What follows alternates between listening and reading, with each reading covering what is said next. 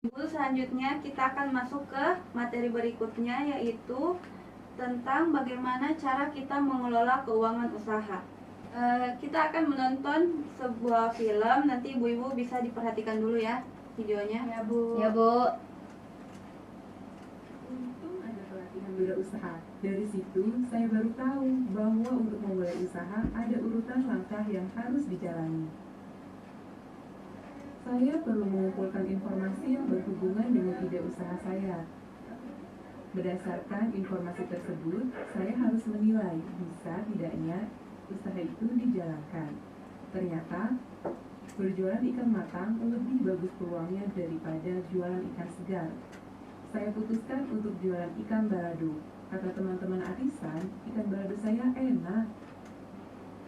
Setelah itu, saya merencanakan keuangan usaha untuk memastikan usaha tersebut bisa memberi keuntungan. Agar dagangan laku, saya juga merencanakan pemasarannya. Dengan menjalani langkah-langkah tersebut, usaha saya mulai berkembang dan mulai dapat pelanggan tetap. Tiap hari setelah dagangan habis, saya langsung belanja keperluan keluarga dan keperluan dagang untuk esok hari. Tapi, uang untuk beli ikan dan bumbu sering tidak cukup. Lama-lama, jualan saya berkurang. Juga keuntungannya. Kenapa jadi begini? Untung saya diingatkan untuk menyisihkan dan memisahkan uang buat modal usaha esok hari. Dan sisanya bagi untuk membeli kebutuhan keluarga.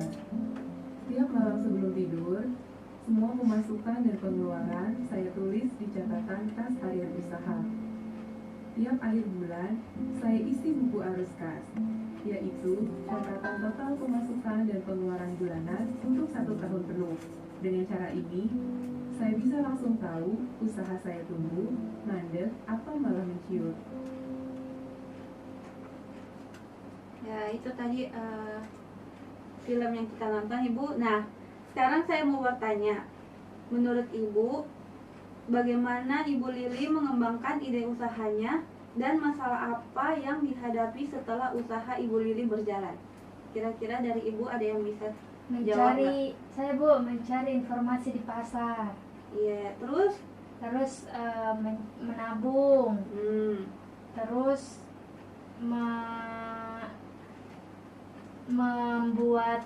membuat buku kas. Ya, betul sekali yang disampaikan oleh Ibu Lili ya. Iya. Ibu Lili. Kalau dari yang kita tonton tadi, salah satu masalah yang dihadapi Ibu Lili yaitu kehabisan uang untuk modal usaha kembali. Nah, untuk menghindari hal itu, maka kita perlu untuk menyisihkan uang untuk memodali kembali usaha, melakukan pencatatan dan cek semua pemasukan serta pengeluaran. Nah, selanjutnya setiap keuntungan usaha yang diperoleh kita harus catat di buku catatan kas usaha, kas harian usaha. Dengan begitu kita bisa mengendalikan pemasukan dan pengeluaran dengan cara membuat itu tadi catatan kas harian.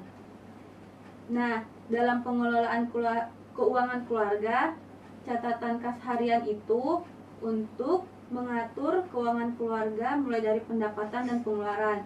Sedangkan catatan kas harian untuk usaha itu benar-benar untuk mencatat pemasukan dan pengeluaran untuk usaha. Jadi bedakan Ibu catatan kas harian dengan catatan kas harian untuk usaha. Nah, ibu-ibu buka buku Pintar Tak di halaman 48. Nah, di situ kita lihat ada contoh tabel catatan kas harian untuk usaha. Nanti di situ kita tulis Ibu pemasukan kita dari mana saja, catat pengeluaran tak digunakan untuk apa saja. Nanti terakhir kita total nih berapa pemasukan dan pengeluaran. Itu kita lakukan setiap hari.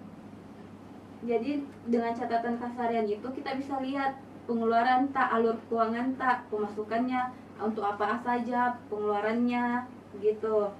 Nah, nanti fungsinya ini catatan kas harian usaha itu tadi nanti akhir minggu atau bulan kita bisa lihat apakah usaha kita ini memberikan keuntungan atau malah mengalami kerugian.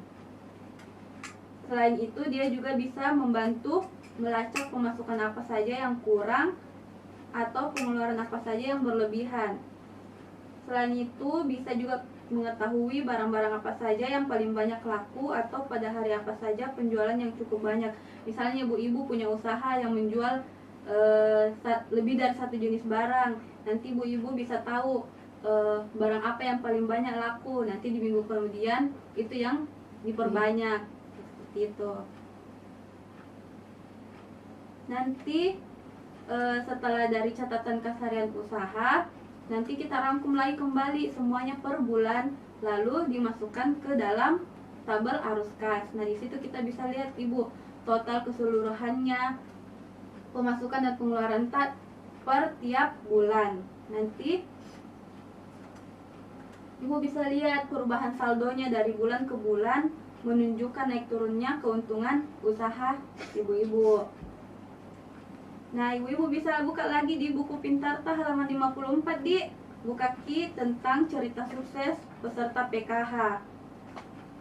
Nanti salah satu ibu bisa ceritakan, membantu saya menceritakan tentang cerita sukses peserta PKH. Nah, dari cerita tersebut ibu-ibu diharapkan bisa mengambil manfaat bahwa mengelola keuangan usaha dengan baik dan memisahkannya dari keuangan rumah tangga sangatlah penting untuk kesuksesan usaha.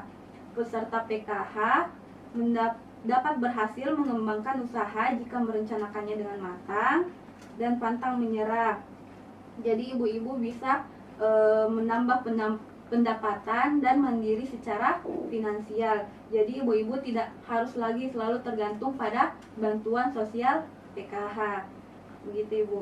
Jadi diharapkan ibu-ibu semua bisa menjadi seperti Ibu Uswatun dalam cerita di buku Pintarta. Seperti itu.